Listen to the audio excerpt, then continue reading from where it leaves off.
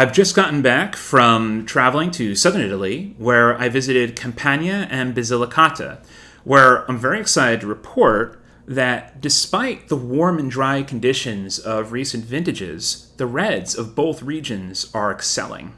There are a number of different red varieties within both regions. However, the primary grape would be Aglianico, and to a lesser degree, also from reds, would be Pirosso. Both wines are long aging, Pirosso bringing a little bit more of a spicy profile to the wines, but Aglianico making the wines that we know are tried and true, long aging and capable of creating world-class wines going back decades.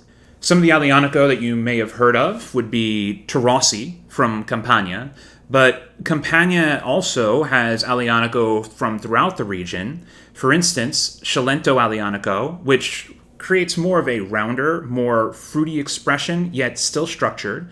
And then to the north, Aglianico del Terborno, which is now more of a softer, more elegant version of Aglianico.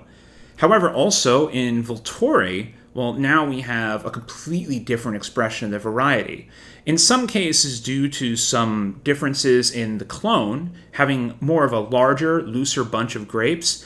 However, Volturri, just from a specific sense of terroir alone, is presenting Aglianicos that are more floral, more fruit-driven, while still having a solid core of structure and acidity that is textbook to the variety. If you are a collector that has been focused on wines such as Barolo and Barbaresco, I would suggest that from a Barolo standpoint, looking to something like Tirossi. So Tirossi is going to bring the power, the gripping tannins. It's a wine that's very difficult to understand in its youth. However, giving it 15 to 20 years will allow you to really reap the benefits. If you were more of the Barbaresco lover, in that case, I would direct you either to something from Cilento in the south, or to go to Volturri, where you're going to find more of that floral expression, more of that elegant and finesse in the wine that drives people crazy for Barbaresco. Yet, make no mistake, both of these wines can age beautifully over time. Now, both regions, Campania and Basilicata, will also have more of an early drinking version of Aglianico if you're looking for that wine to enjoy over time while the larger scale wines mature. In Volturri, they're using only stainless steel, concrete, and in some cases amphora to create very pretty young release wines that drink exceptionally well due to their elevated acidity and ripe fruit. You'll find that most producers will have a wine like this in portfolio.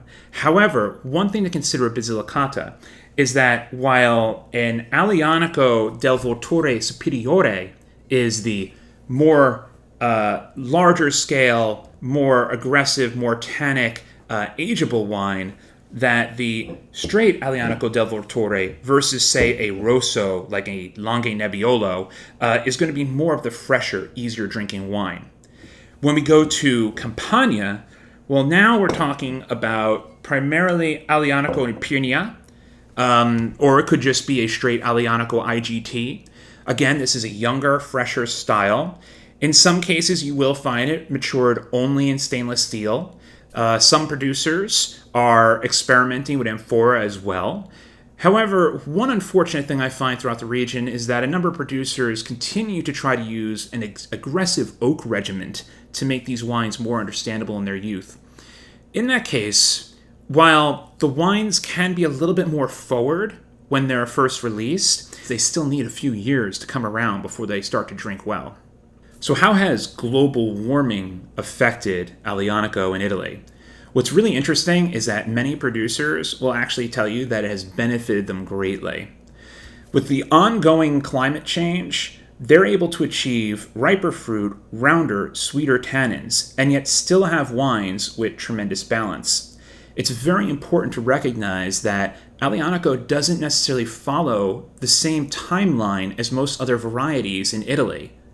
So for instance, in a warm and dry vintage where the summer is extremely hot and they have drought conditions, by middle August into early September comes a rainier season and cooler conditions, which last throughout September, October, November, and the reality is that Aglianico will actually end up being harvested typically late October into November, meaning that while some regions, such as say Brunello, might have a week or 2 weeks to regain balance in the vine as weather cools, in a place like Vulturi, they can have a month to 2 months worth of time where the vines can find an easy balance and they end up with beautifully ripe fruit, healthy fruit that makes wines that may show more ripeness in recent vintages, however, are structured and balanced to age over a long period of time. Vintages like 2016 I find to be incredibly classic throughout both regions. 2017, warmer and drier year. Now, with the 17s, I do find that there may be a little bit more dehydration in the berries, so the tannins can be a little grippy. 2018 was a cool and rainy year, and unfortunately the wines do show the conditions of the vintage. Many 2018s can come across as diluted, and in a case where a producer did overuse oak, the oak could actually dominate the fruit. Then there's 2019, a vintage that I'm actually finding a lot to like about. Radiant, dark, energetic, yet structured. Moving to 2020, 2021, now at this time we're not tasting more of the larger Taurasi or Vulturi wines that are single vineyard, but from the younger fresh wines, what I can tell you is that they have a vivid fruit profile, gorgeous acidity that will carry them over time, and regal tannins. So the fact is that while other regions in Italy are suffering, Campania and Vulturi are actually succeeding through recent years. If this will continue, that's to be seen. But for now, both regions represent a treasure trove of long-aging world-class wines, and they also represent an amazing value in the market.